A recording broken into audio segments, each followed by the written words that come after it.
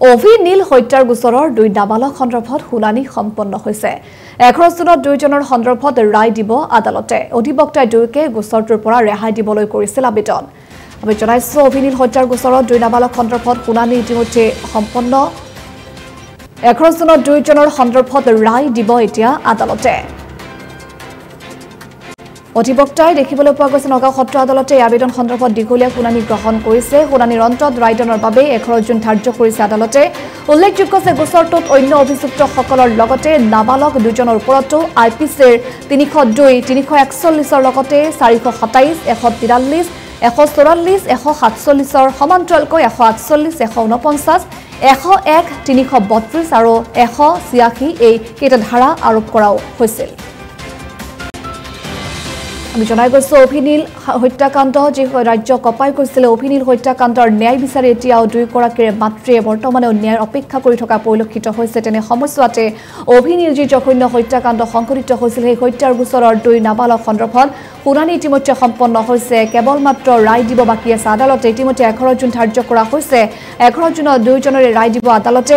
অধিবক্তাই দুৰে গোচৰটোৰ পৰা ৰেহাই দিবলৈ কৰিছিল আবেদন নগাঁও সত্ৰ আদালতে আবেদন সন্দৰ্ভত দীঘলীয়া শুনানি গ্ৰহণ কৰে শুনানিৰ অন্তত ৰায়দানৰ বাবে 11 জুন ধাৰ্য কৰিছে এতিয়া আদালতে সকলোৰে এতিয়া দৃষ্টি নিবদ্ধ হৈ আছে 11 জুন কিয়নো 11 জুনতে 2 জনৰে সন্দৰ্ভত ৰায় দিব আদালতে উল্লেখযোগ্য যে গোচৰটোৰ অন্য অভিযুক্তসকলৰ লগতে নাবালক দুজনৰ ওপৰতো আইপিচিৰ কেইবাটাও ধাৰা আৰোপ কৰাও পৰিলক্ষিত হৈছে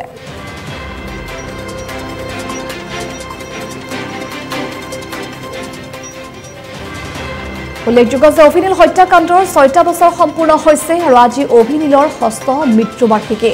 6 বছৰে ন্যায়ৰ অপেক্ষাত অভিনীলৰ পৰিয়াল বৰ্তমানেও ফাষ্টেক আদালতত চলি আছে বিচাৰ প্ৰক্ৰিয়া গুৰুত্বহীন হোৱা বুলি অভিযোগ নীলৰ পিতৃৰ ছমাহ পূৰ্বে 71 জন ব্যক্তিৰ সাক্ষীও লৈছিল আদালতে যদিওবা আজি পৰ্যন্ত ন্যায় পোৱা নাই বুলি ইতিমধ্যে পিতৃয়ে উল্লেখ কৰা পৰিলক্ষিত হৈছে 6টা বছৰ অতিক্ৰম কৰিছে 6টা বছৰ অতিক্ৰম কৰাৰ পিছতো অভিনীলৰ যি হত্যাকাণ্ড সংঘটিত হৈছিল সেই গোচৰটোৰ আজিকো প্ৰতি ন্যায় বিচাৰি নাপালে অভিনীলৰ আত্মীয়ৰ লগতে পৰিয়ালে যি ধৰণে আমাৰ সন্তানটোকে আমাৰ মাজৰ পৰা কাঢ়ি হত্যা কৰিলে ইয়াৰ আমি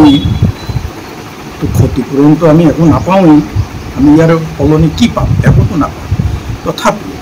আমি মনৰ সান্তনাৰ কাৰণে অসমৰ ৰাইজ আৰু চৰকাৰ সেই সময়ত সকলোৱে একেমুখে মানে এটা মত পোষণ কৰিছিলে যে এই বৰ্বৰবিলাকৰ এই নৰপিশাচবিলাকৰ উচিত শাস্তি হ'ব লাগে তো সেই সময়ত যিটো এটা পৰিৱেশ আছিলে যিটো এটা জাগৰণ আছিলে সেইমতে আমি চৰকাৰৰ লগত অসমৰ ৰাইজৰ লগত আমিও একেলগে আগবাঢ়িলোঁ চৰকাৰে আমাক অলপ সকাহ দিলে সেই সময়ত কেনেধৰণে যে নিয়ম অনুসৰি এটা ক্ৰিমিনেল কেছ যিহেতু চৰকাৰৰ ফালৰ পৰা চলাব লাগে সেই অনুসৰি আমাৰ এই মোকৰ্দমাটো চৰকাৰে চলোৱাৰ দায়িত্ব ল'লে আৰু তাৰ কাৰণে এগৰাকী বৰিষ্ঠ অধিবক্তাকে ধৰি 3 গৰাকী চৰকাৰী অধিবক্তা নিয়োগ কৰিলে আমি সেই ক্ষেত্ৰত চৰকাৰৰ যি ব্যৱস্থা লৈছিল আমি সঁচাকৈ চৰকাৰক আমি ধন্যবাদ জনাইছোঁ সেই সময়ত অসমৰ ৰাইজেও আৰু এয়া আছিল পিতৃৰ মন্তব্য এইদৰে এতিয়া উল্লেখ কৰিছে আজি 6 বছৰে ন্যায়ৰ অপেক্ষা কৰি আছে যদিওবা আজি পৰ্যন্ত ন্যায় নোপোৱাত এইদৰে আবেগিক হৈ পৰা দেখিবলৈ পোৱা গৈছে পিতৃক উল্লেখযোগ্য যে 2018 চনৰ 8 জুনত কাৰ্বি আংলং জিলাৰ ডকমুকাত সংঘটিত হৈছিল এই হত্যাকাণ্ড ডকমুকালৈ ফুৰিবলৈ যোৱা গুৱাহাটীৰ বাসিন্দা অভিজিত নাথ আৰু নীলোৎপল দাসক সোপা ধৰাৰ সন্দেহত গণপ্ৰহাৰৰ বলি হৈ মৃত্যুবৰণ কৰিছিল ছ'চিয়েল মিডিয়া যোগে বিয়পি পৰা এই বাতৰিৰ প্ৰভাৱত হত্যাকাণ্ড সংঘটিত হোৱা বুলি ইতিমধ্যে অভিযোগ উত্থাপন কৰিছিল একাংশ লোকে আৰু অভিনীল হত্যাকাণ্ডৰ আজি 6টা বছৰ সম্পন্ন হৈছে আজি ষষ্ঠ মৃত্যুবাৰ্ষিকী